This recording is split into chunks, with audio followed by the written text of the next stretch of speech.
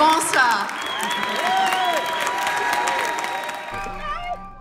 40 years ago, on Halloween night, Michael Myers murdered 3 people. After that horrific night, he was sent back to the institution in captivity.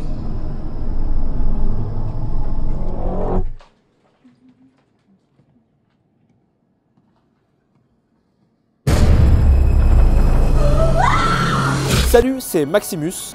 Salut, c'est Michael. C'est Mika. C'est Mika. On vient de voir Halloween et on vous dit ce qu'on en a pensé en 5 points.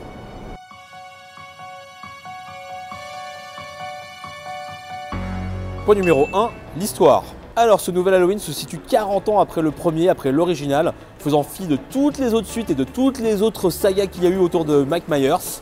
Ah putain, du coup ça m'a perturbé. Et on retrouve effectivement Michael Myers, toujours fidèle au poste pour trucider des gens dans un petit bled américain, toujours avec Laurie Strode. Certes c'est une espèce de soft reboot, remake comme il y a beaucoup à Hollywood en ce moment, mais c'est pas forcément un mal parce que là c'est assez bien fait au niveau de l'histoire.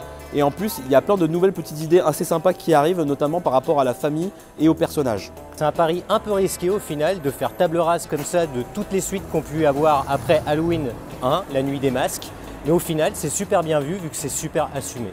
Point numéro 2, les personnages. Alors on retrouve dans ce film la collection classique de personnages d'un petit slasher américain dans une petite bourgade américaine, à savoir le vieux flic, la nana mignonne, le copain de la nana mignonne, etc. qui vont au lycée. Mais sous couvert d'une galerie de personnages très classiques pour un slasher, on a quand même des persos très bien écrits, très bien définis, assez touchants, assez drôles. On n'est pas que avec des teenagers, puisque là, plusieurs générations s'entrecroisent et sont pris dans cette folie meurtrière. Et ça, c'est franchement vachement bien. Comme l'a dit Maximus, en fait, c'est un film transgénérationnel. Et franchement, c'est super bien vu, et ça pour plusieurs raisons.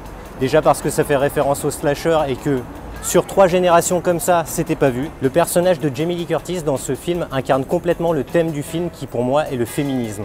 Comme une femme violée transmet ses stigmates de l'homme à sa fille, et bien là, Jamie Lee Curtis, elle transmet ses stigmates de Michael Myers à sa fille. Point numéro 3, la réalisation.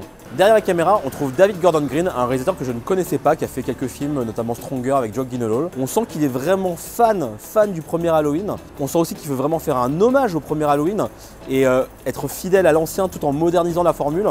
Mais ça reste un tout petit peu trop sage et ça manque de scènes ultra marquantes, ce qui est un petit peu dommage. Mais en tout cas, c'est quand même déjà bien filmé et c'est déjà une très bonne chose pour un slasher moderne.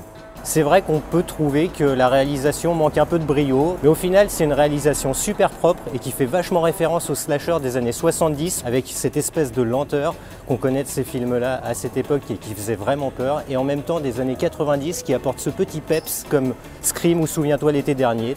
Point numéro 4, la peur. Et oui, c'est Halloween, c'est un film d'horreur, est-ce qu'on a peur? La vraie question. Eh bien tout dépend le type de peur qui vous impressionne. Si comme moi vous êtes un énorme fan de slasher movie, eh bien vous allez y trouver votre compte, car c'est vrai que les scènes de slasher sont vraiment hyper jouissives et assez réussies. Et franchement ça fait du bien parce que c'est vrai que le genre slasher a été un peu malmené ces dernières années. C'était devenu presque parodique avec les scary movies et tout ça, et un nombre de suites vraiment pas terrible. Là le slasher retrouve des lettres de noblesse et c'est franchement chouette. La peur dans ce film, elle est tout le temps basée au final sur la réalisation ou sur la référence du genre. Du coup, on fait tout le temps référence aux années 70 avec les mouvements très lents des caméras qui mettent bien une tension, et en même temps les jumpscares qui sont là pour rappeler les années peut-être 90, qui étaient là pour secouer un peu le genre. Et franchement, c'est super bien vu. On est entre Halloween et Scream. Point numéro 5, sa place dans la saga. Alors Halloween, c'est une des sagas d'horreur qui a eu le plus de suites au monde. Il y en a eu des tonnes et des douzaines, Halloween 8, Halloween 9, Halloween 20 ans après, le reboot Halloween de Rob Zombie, Michael Myers va à la plage, Michael Myers fait du ski, Halloween 32, bref. Dans tout ce paquet-là, généralement, c'était pas très fameux. Jamais aucun épisode n'a atteint le niveau de l'original de John Carpenter. Mais celui-là, sans atteindre le niveau de l'original, est quand même probablement la meilleure suite qu'on ait jamais eue d'Halloween. Parce qu'il respecte les codes, il est super sympa, il est assez bien filmé, il rend hyper bien hommage avec un côté un petit peu rétro. Vous pouvez y aller les yeux fermés si vous êtes fan de l'original, vous allez vraiment être servi. Effectivement, parmi tous ceux qui ont été réalisés, est-ce qu'il y en avait vraiment un de super bien? On avait un petit coup d'essai avec les films de Rob Zombie, mais qui pour moi passait totalement à côté de Halloween à la base, qui était vraiment une idée de slasher, et lui a tenté vraiment de crédibiliser la chose. Et pour moi, ça passait pas du tout. Du coup, là, on a vraiment un retour à l'Halloween ancestral. Et je dis bravo David Gordon Green. En conclusion, faut-il voir Halloween à Halloween? C'est vraiment un film efficace, c'est un très bon film hommage, c'est un bon film d'horreur. Ça réussit à moderniser un petit peu la formule du slasher qui était bien usée jusqu'à la semelle. Donc franchement, rien que pour ça, c'est sympa. On revoit avec plaisir Jamie Lee Curtis sur le grand écran. Donc pour tous ces bons points et malgré ces petits défauts dont j'ai parlé, je lui mets la bonne note de 7 sur 10. Au final, un film super référence avec une super Jamie Lee Curtis, du solide pour les fans de slasher comme moi en fait. Je dis chapeau. Franchement, le genre est maîtrisé de A à Z. Bah pour ça, mon pote, tu vas avoir un 8 sur 10.